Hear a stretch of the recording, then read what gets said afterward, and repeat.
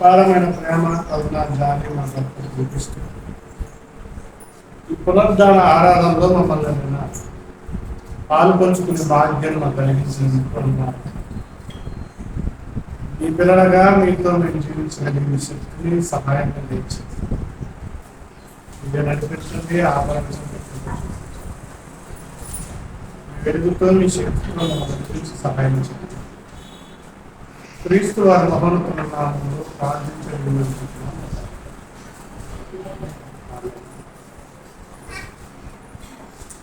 మరొకసారి చేరొచ్చిన అందరికీ దేవుని యొక్క లేఖనాలను మనకు పరిశీలిస్తాం. ఈరోజు సహజముగా మనకి ఏం కావాలని అడిగితే కనుక మనకున్న పరిస్థితులను బట్టి ఇబ్బందులు, ఆరోగ్య సమస్యలు, లేకపోతే మన కొరత, మనకి ఏం కావాలో అది మాత్రమే మనం అడుగుతాం.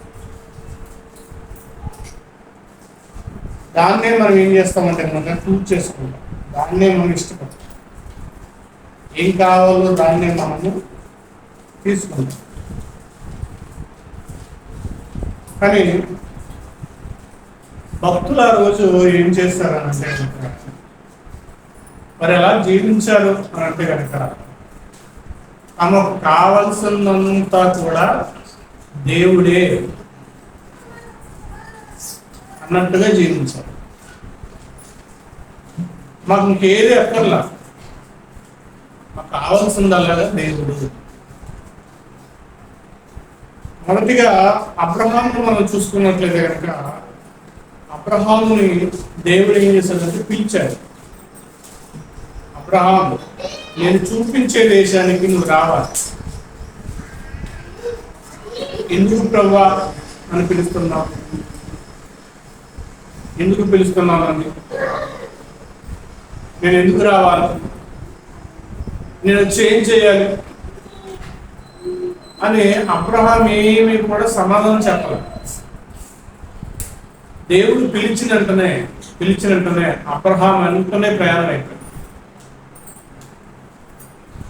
ఆది కాండంలో కనబడుతున్న ఈ విషయాన్ని మనం చూస్తే కనుక ఆది కాండం 12వ అధ్యాయం ప్రారంభ వచనంలో చూస్తే కనుక, యెహోవా నీవు లేచి నీ దేశము నుండి, నీ బంధువుల యొద్ద నుండి, నీ తండ్రి ఇంట నుండి నీ గొప్ప జనముగా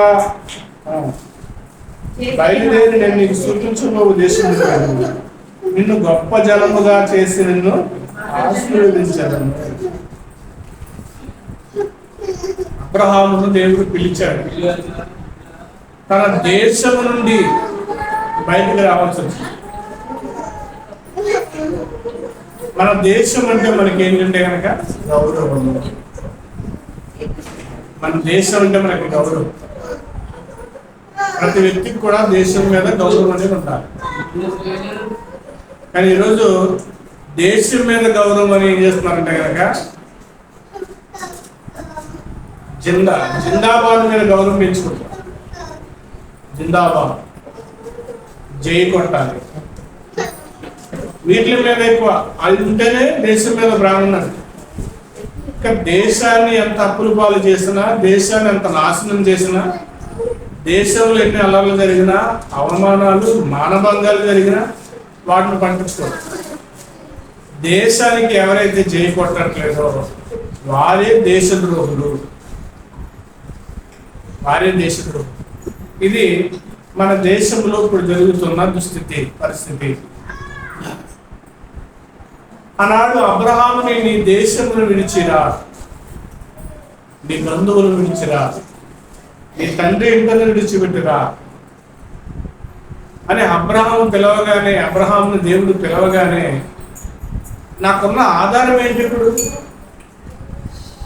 ఇప్పుడు ఆధారం ఏంటంటే కనుక ఒక దేశం పొమ్మంటే సొంత దేశానికి వచ్చాయి.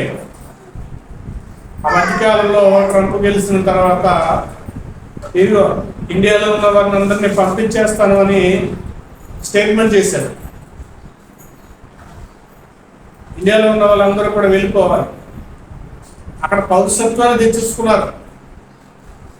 సంవత్సరానికి కొన్ని కొన్ని వందల మంది విదేశాల్లోనికి వెళ్ళిపోయి మరలా వారు ఎవరంటే కనుక మన దేశాన్ని పాలిస్తున్న నాయకుల యొక్క కొడుకులు, కుమార్తెలు. ఆ దేశానికి వెళ్ళిపోయి ఆ దేశ పౌరసత్వాన్ని సంపాదించేసుకుంటున్నారు, పౌరసత్వాన్ని తెచ్చేసుకుంటున్నారు.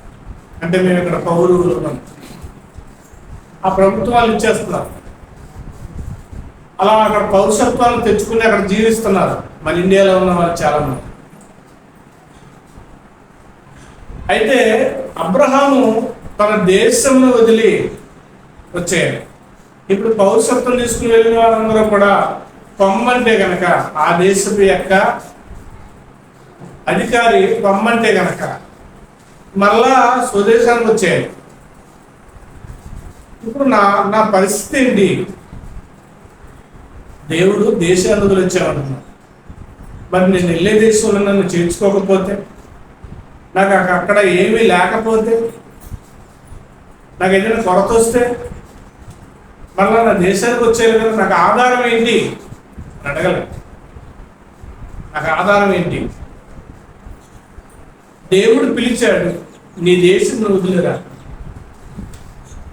సరే, తన వెంట ఉన్న బంధువులు పెట్టి తీసుకెళ్ళాలంటే నీ బంధువులను కూడా విడిచిపెట్టి, బంధు ప్రీతి కూడా వదిలే. నీ బంధువులు వదిలే, నీ తండ్రి ఇంటని కూడా విడిచిపెట్టి వచ్చి అబ్రహాం ఏం చేస్తున్నాడో చూడండి. 8వ వచనంలో,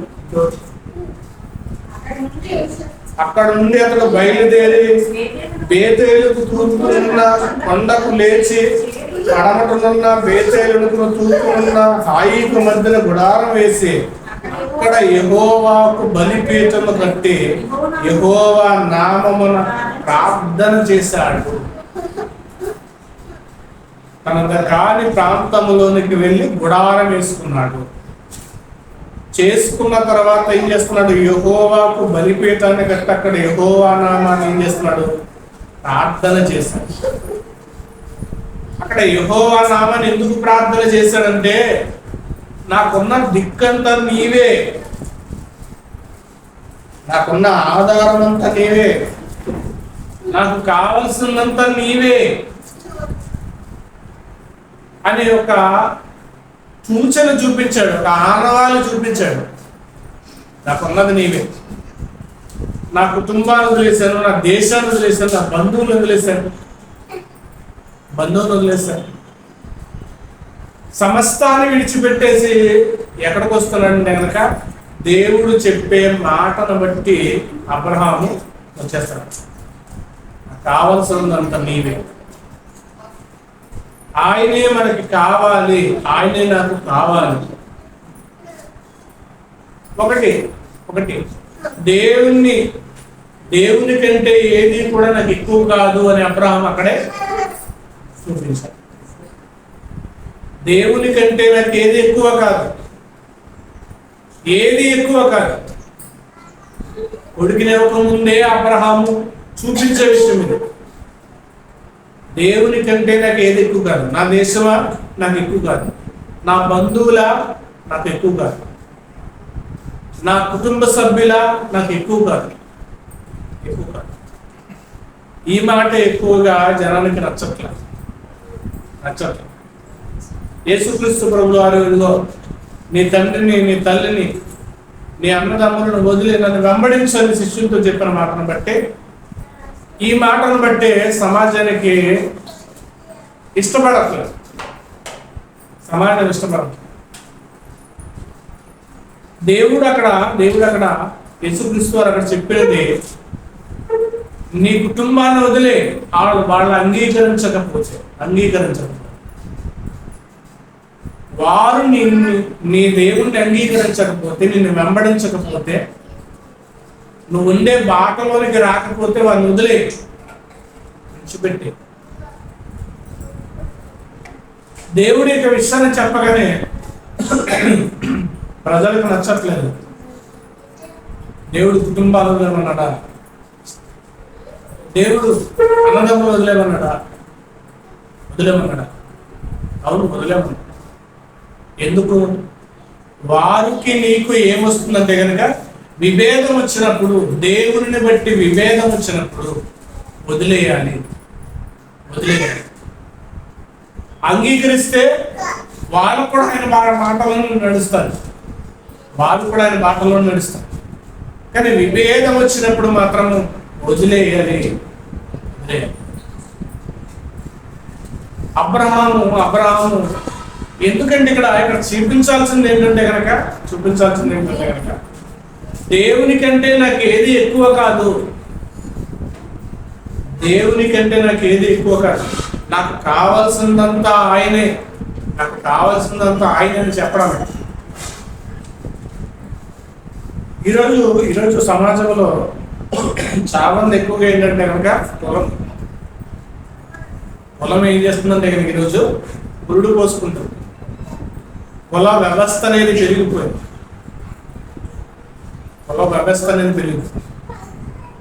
అదే ఏంటంటే కనుక బంధు ప్రీతి. మధ్యకాలంలో ఎక్కువగా ఫలానా వారి యొక్క అన్నదాన కార్యక్రమం అని జరుగుతుంది. ఫలానా వారి యొక్క అన్నదాన కార్యక్రమం, ఫలానా వారి యొక్క ప్రోగ్రాం. ఒకప్పుడు మనుషులుగా జీవించేవారు. ఈరోజు మనిషిగా బ్రతకట్ల. మనిషి ఏమనుకుంటున్నాడంటే మా కులం గొప్పది,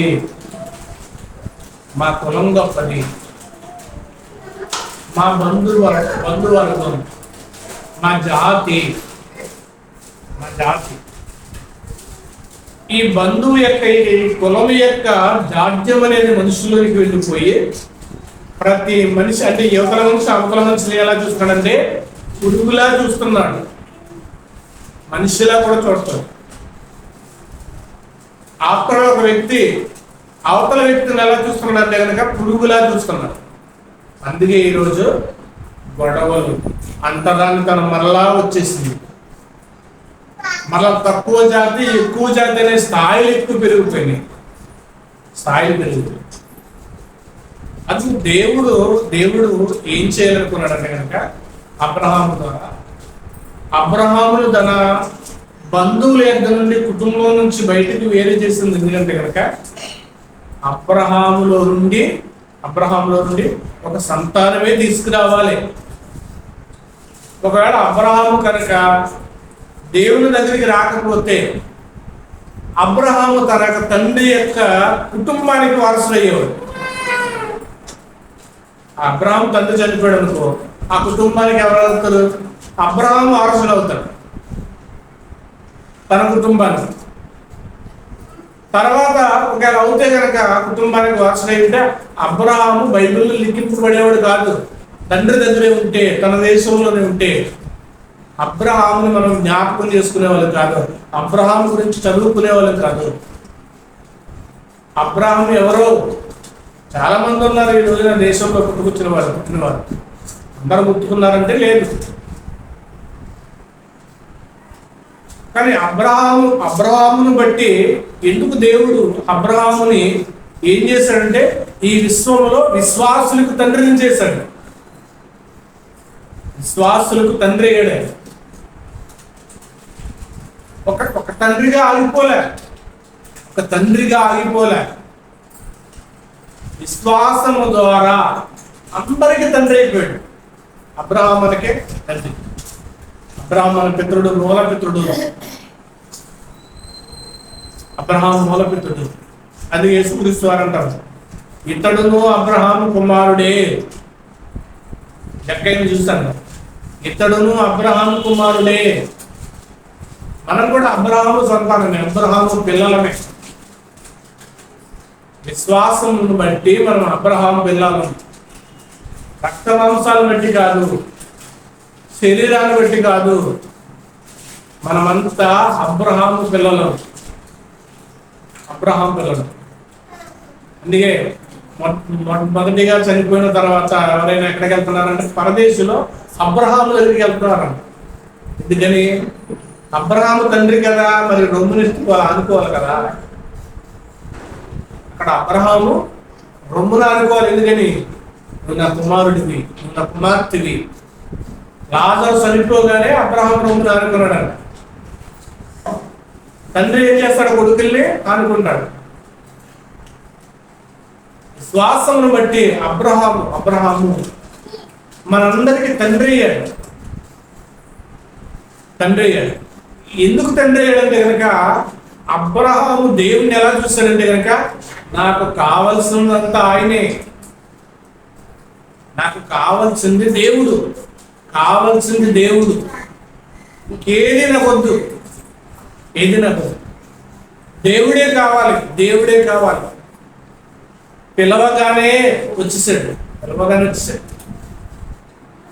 కానీ సొదొమ రాజు అబ్రహాముకు చెబుతున్న మాట కూడా చూడండి. 14 అధ్యాయం, ఆదికాండము 14 అధ్యాయం 20వ వచనం చూస్తే కనుక 21 చూద్దాం. సొదొమ రాజు మనుషులను నాకు ఇచ్చి ఆస్తిని నీవే తీసుకోమని అబ్రహాముతో చెప్పగా అబ్రహామును ధనవంతునిగా చేస్తున్నాను. నీవు చెప్పకుండానట్లు ఒక్క నూరుకోవైనా నాకు అక్కర్లేదు. అబ్రహాము సంతానాన్ని తీసుకుని వెళ్ళిపోతే సొదొమ రాజు మీద యుద్ధానికి గురించి సొదొమ రాజు అంటున్నాడు, గెలవలే అయ్యా,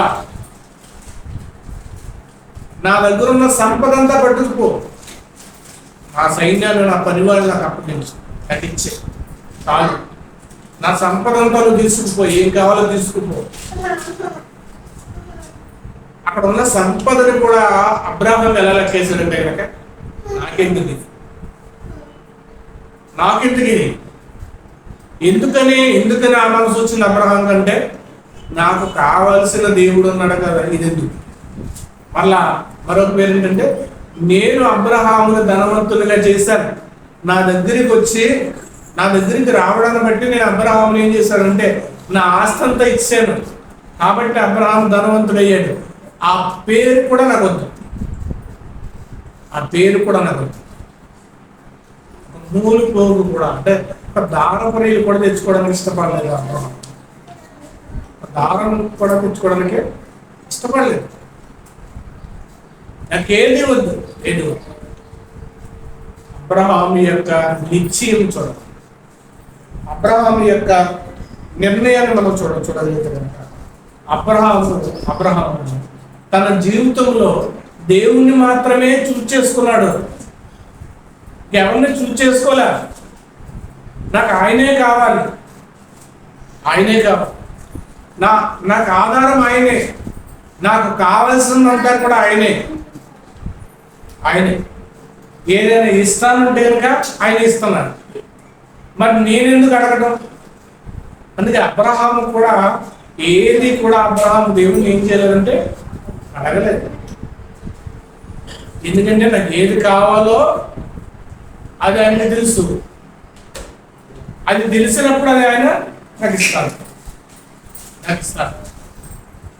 నాకు కావాల్సినంత ఆయన అయినప్పుడు నాకు ఏది అవసరమో ఏది లేదు ఏది రావాలో అదంతా నాకు ఇచ్చే ఆయన ఉన్నప్పుడు నేనెందుకు భయపడాలి, ఎందుకు చింతపడాలి.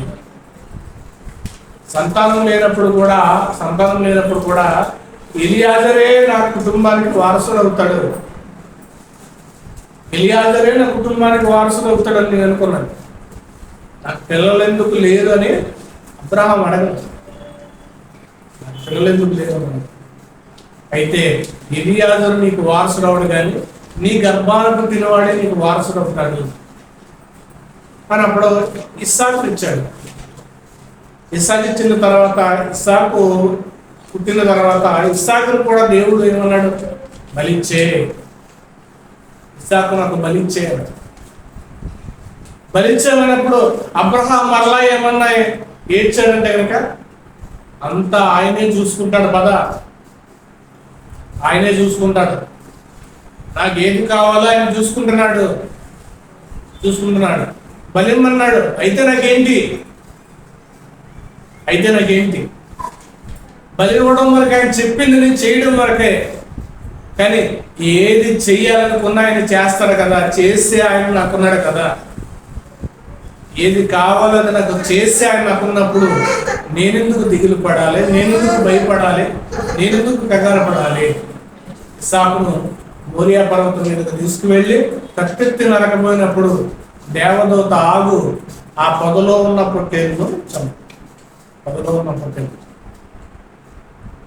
ఇస్సాకును బలి ఇవ్వడానికి కూడా అబ్రహాము ఎందుకు దిగుతుంటే, నాకు కావలసిన దేవుడు ఆయనే, నాకు కావలసిన దేవుడు ఆయనే, నేను సేవించే దేవుడు ఆయనే, నేను పూజించే దేవుడు ఆయనే, నాకు కావలసినంతా కూడా ఆయనే. మరి మన జీవితంలో కూడా ఈ తీర్మానం అనేది కాదు, దేవుడే కావాలని మనం జీవించగలుగుతున్నాం. దేవుడి మీద నమ్మకాన్ని మనం పెంచుకోగలుగుతున్నాం. నాకు కావాల్సిందంతా కూడా ఆయనే అని మనం జీవించగలుగుతున్నాం. నాకు కావాల్సింది దేవుడే అన్నాడు కాబట్టి అబ్రహాము విశ్వాసులకు తండ్రి కూర్చున్నాడు. ఇప్పటికీ యేసుక్రీస్తు వారి రక్తంలో కడగబడిన ప్రతి ఒక్కరూ కూడా విశ్వాసమును బట్టి మొదటగా అబ్రహాము కుమారులు అవుతారు. అబ్రహాము కుమారులే పరదేశంలోనికి వెళ్ళిన తర్వాత అబ్రహాము రొమ్మును అనుకుని ఆ అవకాశాలు అక్కడ దేవుడు అబ్రహాముకి అనుగ్రహించాడు. ఇంకా మనం చూడగలిగితే కనుక అబ్రహాముకున్న ఆ విశ్వాసాన్ని బట్టి చూస్తే కనుక బైబిల్లో మరొక ఆవిడ కనపడుతుంది. బైబిల్లో మనకు మరొక ఆవిడ కనిపిస్తుంది. ఆవిడ ఎవరంటే కనుక ఋతు గ్రంథంలో ఒక ఆవిడ కనిపిస్తుంది. ఆవిడ పేరు ఋతు. ఆవిడ ఎవరంటే కనుక మోయాబి రాజు. మోయాబి ఎవరంటే కనుక లోతు యొక్క సంతానం, లోతు కుమార్తెలతో పుట్టిన సంతానం. మోయాబిని ఇజ్రాయేలు ఎలా చూస్తారంటే కనుక అక్రమ సంతానంగా చూస్తారు. అక్రమ సంతానం, వెన్నిక చేయబడని వాడు.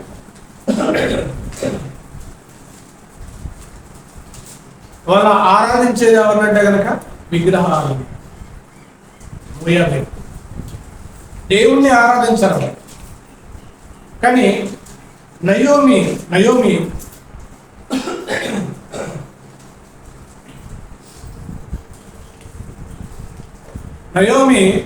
ఐగుప్తిలో బెత్లెహేములో కరువు వచ్చిందని మోయాబుకు ప్రయాణం అయింది.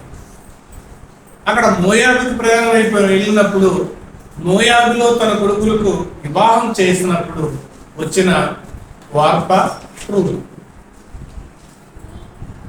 కానీ అక్కడికి వెళ్ళిన తర్వాత నయోమి గారికి భర్త చనిపోయే, కొడుకులు చనిపోయాయి. ఏమీ లేని ఒంటరిదైంది. ఏమీ లేకుండా ఒంటరిగా మిగిలిపోయింది. ఏమీ లేని ఒంటరిగా మిగిలిపోయినప్పుడు ఇంకా నేను మోడి బారిన జీవితం, చేదు బారిన జీవితం అయిపోయింది. ఇదిగో ఇక్కడ నేను ఎలాగా నా జీవితం పాడైపోయింది, మీరే నా లోకంలోకి వెళ్ళండి, మీ తండ్రి వద్దకు వెళ్ళిపోండి, మరలా మీ తండ్రి మీకు మరలా వివాహం చేస్తాడు, నన్ను వదిలేసి వెళ్ళిపోయినప్పుడు వార్త అయితే అత్తను ముద్దు పెట్టుకుంది. రూతు ఏం చేసిందంటే కనుక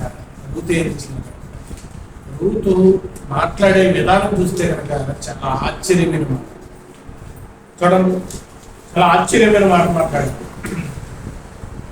16 వచ్చింది రూతు గ్రంథం 1 అందుకు రూతు నా వెంబడి రావద్దని, నన్ను విడిచిపెట్టమని నన్ను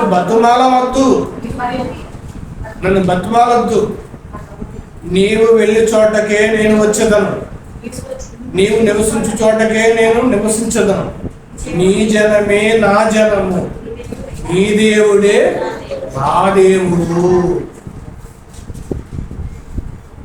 ఆ మాట చూడండి, నీ జనమే నా జనం, నీ దేవుడే నా దేవుడు. ఏం చూస్తుంది రూతు గారు? తన అత్త జీవితంలో ఏమైనా గొప్ప కార్యాలు ఏమైనా చూస్తుందా? గొప్ప కార్యాలు ఏమైనా చూస్తుందా? లేదు. వచ్చింది, భర్త పోయింది, వచ్చింది, కొడుకుల్ని పోగొట్టుకుంది. మరి ఏం చూసిందని, ఏం కలిగిందని? అత్తలో గొప్ప ఐశ్వర్యం ఏమైనా చూసిందా? ఆస్తిని ఏమైనా చూసిందా? మరి ఏం చూసిందని రూతు ఆ నిర్ణయాన్ని తీసుకుంది? తన జీవితంలో ఏం చూసింది? ఏం చూసిందంటే దేవుణ్ణి మాత్రం చూసింది. వాళ్ళ దేవుణ్ణి చూసింది. వాళ్ళ జీవితాలు, తన యొక్క తండ్రి యొక్క ఇంటికాడ ఉన్నప్పుడు తన జీవితాలు, వారి జీవితాలు ఎలాంటివి అంటే కనుక విగ్రహ సంబంధమైన, ఎరుగని యొక్క విగ్రహాలను పూజించేవాడు. దేవుడు వాళ్ళకి సరైన అవగాహన లేని దేవుని వాళ్ళు ఆరాధించేవాడు. మరి నయోమి ఏం చేస్తుంది? ఉదయం సాయంత్రము దేవునికి మొరపెడుతుంది, దేవునితో మాట్లాడుతుంది. మరి వివాహం అయిన తర్వాత నుంచి వాళ్ళ యొక్క పద్ధతులు, వాళ్ళ యొక్క ఆలోచనలు, వాళ్ళ నడవడిక ఏంటో కూడా గమనించింది. నయోమి ఎలా ఉందో తన జీవితాన్ని చూసింది. నయోమి జీవితం ఎలా ఉందో చూసింది. తన అత్త ఎలా నడుచుకుంటుందో చూసింది. తన అత్త ఎలా మాట్లాడుతుందో చూసింది. తన అత్త మాట్లాడుతున్న దేవుడు నాకు చాలు. ఎక్కడ అడిగింది చూడండి, ఏమీ లేని పరిస్థితుల్లో చెప్పాలంటే కనుక మంచి ఛాన్స్ వచ్చింది రూతుకి. మంచి ఛాన్స్. ఎలాగా భర్తలు చనిపోయారు, మరి అత్త ఒక్కటే ఒంటరిగా ఉంది.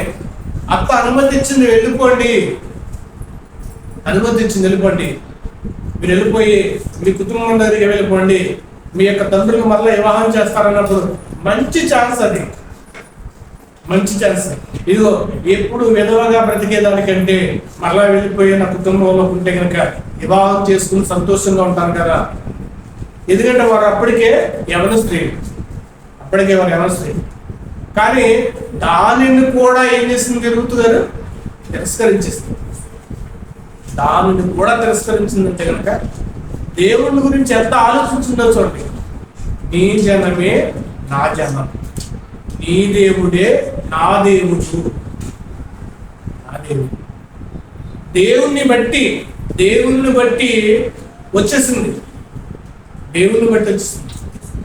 అందుకే రూతు యేసుక్రీస్తు వారి యొక్క వంశావళిలో బోయాజును బట్టి, యేసుక్రీస్తు వారి యొక్క వంశావళిలో ఏమైంది? చేర్చబడి యేసుక్రీస్తు వారి వంశావళిలోకి ఎక్కేసింది. ఆయన వంశావళిలో వాళ్ళ మామగారు ఎవరంటే కనుక రూతు. యేసుక్రీస్తు వారి యొక్క వంశావళిని బట్టి వస్తే కనుక వాళ్ళ మామగారు రూతు. అబ్రహాము విశ్వాసులకు తండ్రి అయితే కనుక రూతు ఆ విశ్వాసంలో వెంబడించి ఆ విశ్వాసంలోనికి వచ్చి ఈదుకుంటా దేవుని దగ్గర వచ్చింది. ఆ విశ్వాసంలో ఈదుకుంటా దేవుని చేరుకుని ఏం చేస్తుంది? నీ దేవుడే నా దేవుడు. నీ దేవుడే నా దేవుడు అంటే ఆ రూతు కూడా ఏం చేస్తుందంటే కనుక నాకు కావాల్సింది ఎవరంటే కనుక దేవుడు. రూతు నయోమిని చూస్తే కనుక ఏమీ లేని రిక్తురాలు, ఏమీ లేదు. ఆమె అన్ని కోల్పోయి ఇగో మోయాబు ప్రాంతానికి వచ్చింది, బతుకుదేరు కొరకు వచ్చింది. మరి ఆమె ఏం చూస్తుంటే కనుక ఏమీ లేని తనక అత్తను బట్టి, ఆమెకున్న విశ్వాసాన్ని బట్టి ఆమె వెంబడించే దేవుడు నాకు కావాలి. ఆమె వెంబడించే దేవుడు, ఆమె ఆరాధించే దేవుడు నాకు కావాలి. నేను ఆయన ఆరాధిస్తాను, నేను ఆయన్ని పూజిస్తాను, నేను ఆయన కొనియాడతాను. నాకు ఆయన కావాలి. చూడండి రూతు యొక్క తీర్మానం ఎలా ఉందో చూడండి. రూతి గారి యొక్క విశ్వాసం చూడండి, విశ్వాసం చూడండి. మరి ఒక అబ్రహాము లాగా, రూతులాగా నాకు కావాల్సింది దేవుడే అనే యొక్క నిర్ణయాలు మన జీవితంలో ఉండాలి. నాకు కావాల్సింది దేవుడే, నాకు ఏది ఎక్కర్లే. అందుకే భక్తుడైన దావీదు గారు కూడా కీర్తన గ్రంథంలో రాయడం, కీర్తన గ్రంథం 73వ అధ్యాయం, 73వ అధ్యాయం కీర్తన గ్రంథం 25వ వచనం. ఆకాశమందు నీవు తప్ప నాకెవరున్నారు? నీవు నాకుండగా లోకంలో ఏది నాకు అక్కర్లేదు. నీవు నాకుండగా నీవు చాలు, నీవు చాలు. చాలును చాలును నీవే చాలయ్యా. ఏ పరిస్థితుల్లోనైనా సరే ఆయన నాకు చాలు, నాకు చాలిన దేవుడు, నాకు చాలిన దేవుడు. ఆయనే కావాలి, ఆయన తప్ప, ఆయన తప్ప ఇంకెవరిని కూడా మనము ఆశ్రయించకూడదు, ఎవరిని ఊహించుకోకూడదు, ఎవరిని ఊహించుకోకూడదు. ఏది అయినా కానీ, ఏదైనా కానీ. అబ్రహాము ధనవంతుడు, అబ్రహాముకు బంధువులు ఉన్నారు, అబ్రహాముకు ఒక దేశం ఉంది, దేశం ఉంది. కానీ ఏమీ లేని దేశానికి నడిపిస్తారంటే కనుక అబ్రహాము పని పాటలు అన్నీ వదిలేసి వచ్చాడు. ఎందుకని? దేవుడు మాట్లాడి దేవుడు అంటాడు, దేవుడు మాట్లాడాడు కాబట్టి ఈయనే దేవుడు, ఈయనే నాకు కావలసిన వాడు, ఈయనే నాకు కావలసిన వాడని ఆయన వెంబడించాడు. రూతు మోయాబు దేశంలో ఉంటూ తమది కాని దేశంలో ఉంటూ, తమ నమ్మిన దైవాలను సైతము పక్కన పెట్టేసి తనకు వచ్చిన అవకాశాలన్నీ వదిలేసి అత్తను వెంబడించి దేవుణ్ణి సొంతం చేసుకోండి. అందుకే యేసుక్రీస్తు వారు జాబితాలో ఉంది. ఇక్కడ దావీదు అంటున్నారు, ఇదిగో ఆకాశమందు నీవు తప్ప నాకెవరున్నారు? నీవు నాకుండగా లోకంలో నాకేది కూడా అక్కర్లేదు.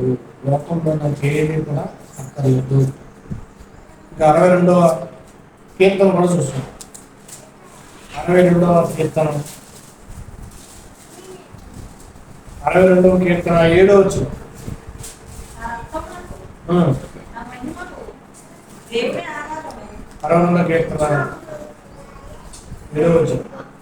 నా రక్షణకు నా మహిమకు దేవుడే ఆధారము, నా బలమైన ఆశ్రయదుర్గమా అన్నచుంటా. నా బలమైన ఆశ్రయదుర్గమా. వీళ్ళందరూ కూడా ఎవరిని ఆశ్రయించారంటే దేవుణ్ణి ఆశ్రయించారు, దేవుణ్ణి ఆరాధించారు, దేవుణ్ణి మొక్కారు. దేవుడే మాకు కావాల్సింది దేవుడు. ఈరోజు హేతువాదులు ఉన్నారు, మాకు దేవుడు అక్కర్లేదన్నారు.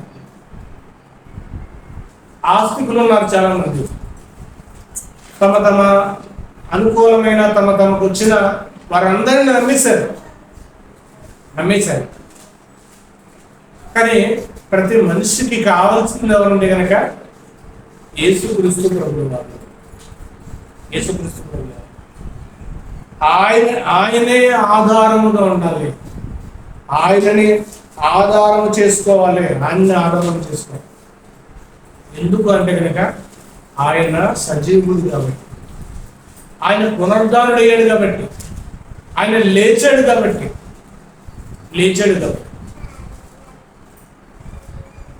ఈరోజు క్రైస్తవంలో నమ్ముకున్న వాళ్ళు, దేవుని నమ్మిన వాళ్ళు ఎక్కువ శాతం ఏంటంటే కనుక సమస్యలను బట్టి, ఇబ్బందులను బట్టి, వారికి ఉన్న భారాన్ని బట్టి, వారికి కలిగిన అసంతృప్తిని బట్టి యేసుక్రీస్తు వారి జంటకు వచ్చే వాళ్ళు ఉన్నారు. అలా వచ్చినా వాళ్ళకి ఒక ఆనవాళ్ళు లేదా వాళ్ళకి ఒక ఆధారం ఏం కావాలంటే కనుక దేవుడే ఉన్నారు.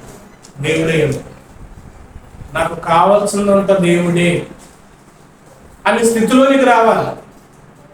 నాకు కావాల్సింది దేవుడే, నాకు దేవుడు తప్ప ఇంకెవరు వద్దు, దేవుడు తప్ప నాకు ఎవరు వద్దు, దేవుడే ఆధారం. అందుకే కొన్ని ఇంటర్వ్యూలో ప్రశ్నలు అడుగుతుంటారు, వెళ్ళిన ఆ సేవకులు అడుగుతున్నారు, ఇగో మీరు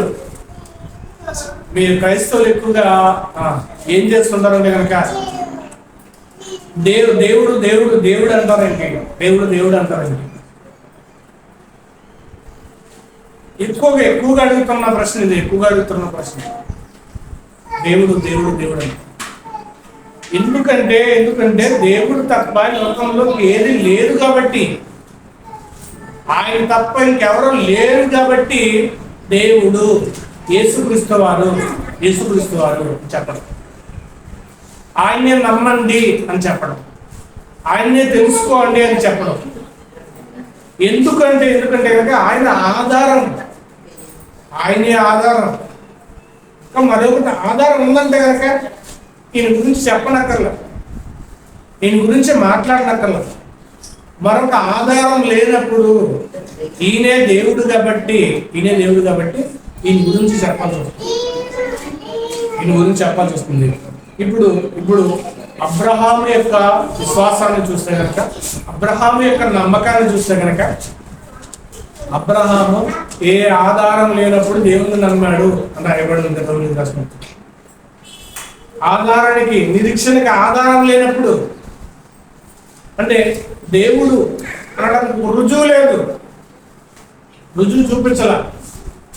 రుజువు లేనప్పుడు ఏం చేశాడంటే అబ్రహాము దేవుని నమ్మాడు. ఏ రుజువు లేదు, పిలిచాడు, వచ్చాడు. నువ్వు చేస్తానన్నది ఏదన్నా చేసి చూపించు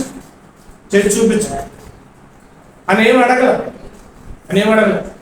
కొంతమంది బైబిల్లో దేవుణ్ణి రుజువు చూపించమంటారు, రుజువు కావాలంటారు. ఇదిగో నేను నమ్మడానికి నాకు రుజువు చూపించు, నేను నిన్ను అంగీకరించడానికి రుజువు చూపించని చాలా మంది అడుగుతారు. రుజువు కావాలి, ఆనవాళ్ళు చూపించు. మోషేకే దేవుడు ఆనవాళ్ళు ఎన్నో చూపించాడు, ఎన్నో ఆనవాళ్ళు చూపించాడు. ఎన్నో రుజువులు చూపిస్తేనే కానీ దేవుణ్ణి అంగీకరించిన వాళ్ళు ఉన్నారు. కానీ అబ్రహాముకి ఏ రుజువు లేదు, ఏ ఆధారం లేదు. అబ్రహాము దేవుడు నాకు కావాలి, ఆయనే నాకు కావాలి, ఆయన తప్ప నాకు ఏది వద్దు. ఆయన నాకు కావాలి, నాకు కావాల్సిందంతా దేవుడే, ఆయన తప్ప నాకు ఏది వద్దు అని అబ్రహాము ఆ మాట మీదే నిష్ట వేసి కూర్చున్నాడు. తర్వాత రూతు ఆవిడ కూడా అంతే. ఏమన్నా గొప్పతనం ఏమన్నా కనపడదంటే కనుక తన అత్త నయోమి గారి కుటుంబం జీవితంలో ఏ గొప్ప లేదు. భర్త పోయే, పిల్లలు కోల్పోయి ఏమీ లేకపోయినా కానీ ఏం చూస్తుందంటే కనుక నీ దేవుడే నాకు కావాలి, నీ జనముతో నేను వచ్చేస్తా, నీ జనముతో నన్ను ఉంచేసుకో, నీ జనముతో నేను ఉంటా, నీతో ఉంటా, నీ దేవునితో ఉంటా. ఇది మనక విశ్వాస జీవితం వల్ల దేవుడే నాకు ఆధారంగా చేసుకోవడానికి మాత్రమే మనం ఇష్టపడాలి. దేవుడు ఆధారం అయిపోతే కనుక, దేవుణ్ణి నువ్వు ఆరాధిస్తే కనుక, దేవుణ్ణి నేను పూజిస్తే, దేవుణ్ణి నేను కొలిస్తే కనుక, నువ్వు ఆయనే కావాలని ఇష్టపడితే కనుక దేవుడు మనకి ఏది అవసరమో అది దేవుడు మనకి చేస్తాడు, ఏది అవసరమైనది మనకి చేస్తాడు. ఇక దేవుణ్ణి ఎందుకు మనము ఆయన కావాలని మనం అనుకుంటే కనుక, దేవుడు ఆయనతో ఉండడానికి కూడా ఆయన ఏం చేస్తున్నాడు, మన కోసం ఒక ప్యాలెస్ నిర్మిస్తున్నాడు, చోటు నిర్మిస్తున్నాడు. అది ఎలా ఉంటుందో ఏంటో మనకు తెలియదు, కానీ అది ఎలా ఉంటుందో దాన్ని చూడాలని కాదు, అక్కడ ఆయన ఉంటాడు. పరలోకం ఉందని మనం నమ్ముతున్నాం. పరలోకం ఎలా ఉంటుందో కాదు, పరలోకంలో దేవుడు ఉంటాడు, ఆయనతో మనం ఉండాలి, ఆయనతోనే మనం జీవించాలి. పరలోకం ఎలా ఉంటుంది కదా, పరలోకంలో దేవునితో ఉంటాం, దేవుడితో ఉంటాం. దేవుడు మనతో ఉంటాడు. దేవుడు మనతో ఉంటాడు. ఇది అబ్రహాము గారి నిరీక్షణ. అబ్రహాము గారి నిరీక్షణ. ఇదిగో అబ్రహాముకి దేవుడు వాగ్దానం చేశాడు, కానీ వాగ్దాన దేశంలో అబ్రహాము ప్రవేశించాలి. వాగ్దాన దేశంలో ప్రవేశించాలి. ఆ వాగ్దాన దేశము అబ్రహాముకి ఇస్తానన్నాడు. అబ్రహాము వాగ్దాన దేశంని చూడలే, చనిపోయాడు. కానీ అబ్రహాంకి ఏం బాధలేదు. అబ్రహాంకి ఏం బాధలేదు. అబ్రహాము గురి ఏంటంటే కనుక ఈ మట్టి మీద ఏ దేశంలో ఎక్కడైనా, కానీ నన్ను పిలిచాడు కదా, ఆ దేవుడు ఎక్కడ ఉంటాడో అక్కడ ఉండాలి. నేను ఆ దేవునితో ఉండాలి.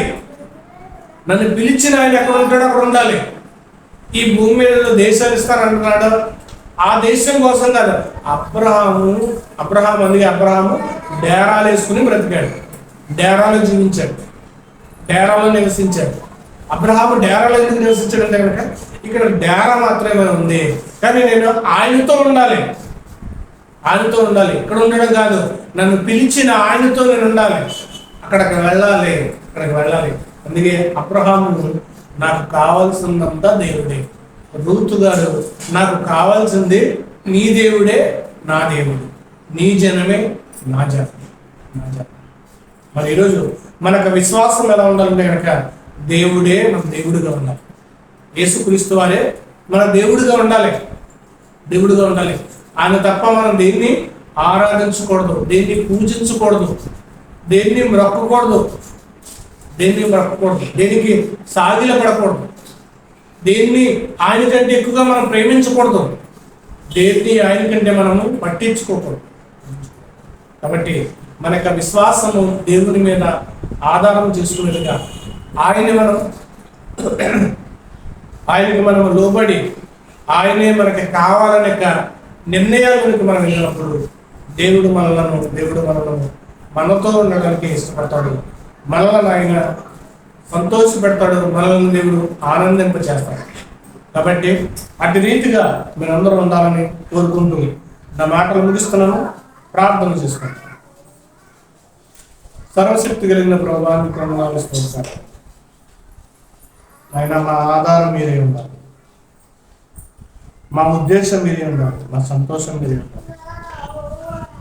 కేవలం మా పనిపాట్లలో మేము చేసే ప్రయత్నంలో ప్రతి దాంట్లోనూ అయినా మీరే మొత్తం మిమ్మల్ని మేము చూడాలి. మిమ్మల్ని మాత్రమే మేము పూర్తి చేసుకోవాలి, మిమ్మల్ని మాత్రమే ఆరాధించాలి.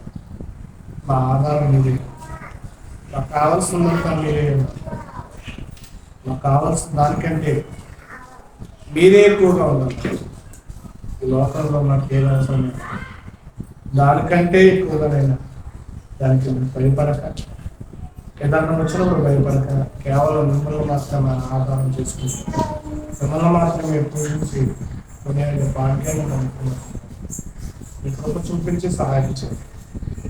వ్యాధరణ, సమాధానం, సంతోషం మా అందరికీ అనుగ్రహించి క్రీస్తు వారి ఉన్నతమైన ప్రార్థించండి వేడుకుంటున్నాం.